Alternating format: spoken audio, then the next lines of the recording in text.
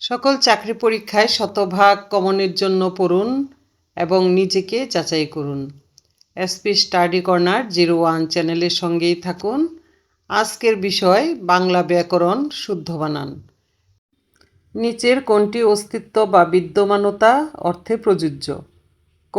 সত্তা।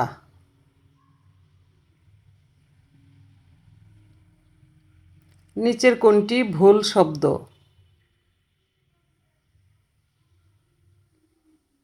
ঘ. বৃক্ষ।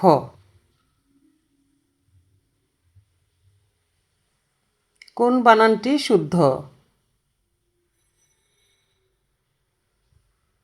ক. কারিগরি।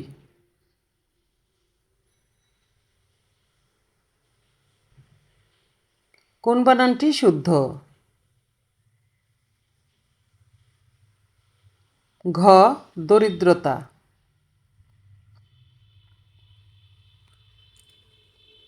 নিচের কোন বানানটি শুদ্ধ? গ. অতিথি।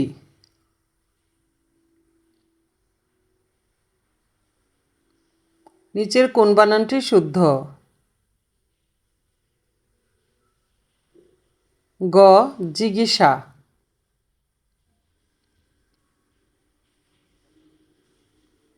এমন আরও গুরুত্বপূর্ণ এমসিকিউ পেতে এসপি স্টাডি কর্নার 01 চ্যানেলটি সাবস্ক্রাইব করে পাশে থাকুন।